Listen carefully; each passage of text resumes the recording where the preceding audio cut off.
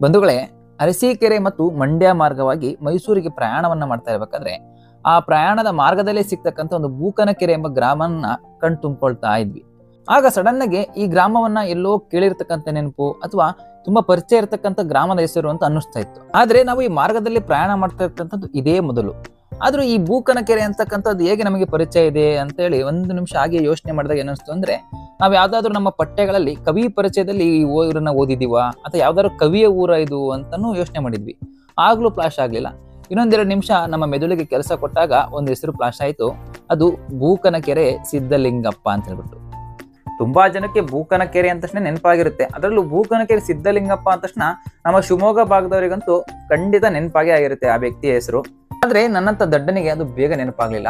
ಸುಮಾರು ತುಂಬಾ ಸಮಯಗಳ ನೆನಪಿನ ನಂತರ ಒಂದು ಅದ್ಭುತವಾದ ವಿಷಯ ನೆನಪಾಯ್ತು. ಅಂದ್ರೆ ಈ ಮಂಡ್ಯ ಜಿಲ್ಲೆಯ KR ಪೇಟೆ ತಾಲೂಕಿನ ಈ ಬೂಕನಕೆರೆ ಅಂತಕ್ಕಂಥದ್ದು ನಮ್ಮ ಜಿಲ್ಲೆಯ ಒಂದು ಹೆಸರಾಂತ ರಾಜಕಾರಣಿಯಾದಂತ BS ಯಡಿಯೂರಪ್ಪನವರ ತವರೂರು ಅಥವಾ ಅವರು ಹುಟ್ಟಿ ಬೆಳೆದಂತ ಒಂದು ಜನ್ಮಸ್ಥಳ ಅಂತ ಹೇಳ್ಬಿಟ್ಟು ನನಗೆ ಒಂದು ಅದ್ಭುತವಾದಂತ ಖುಷಿ ಆಯ್ತು. ಯಾಕಂದ್ರೆ ನಮ್ಮ ಜಿಲ್ಲೆಯ ನಾಯಕರು ಈ ಗ್ರಾಮದಲ್ಲಿ ಹುಟ್ಟಿ ಬೆಳೆದಂತ ತಿಳ್ಕೊಂಡಿದ್ದು ನನಗೆ ಒಂಥರ ಒಂದು ಎಷ್ಟೋ ಖುಷಿಯನ್ನ ಸಿಕ್ತು.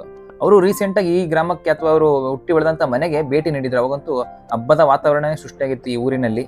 ಅವರಿಗೆ ಇನ್ನೆಷ್ಟು ಖುಷಿಯಾಗಿರೋಂತಕ್ಕಂಥದ್ದು ಹಾಗೆ ನನ್ನ ಮನಸ್ಸಿನಲ್ಲಿ ಬಂದಂತ ಯೋಚನೆ ಆಗಿತ್ತು.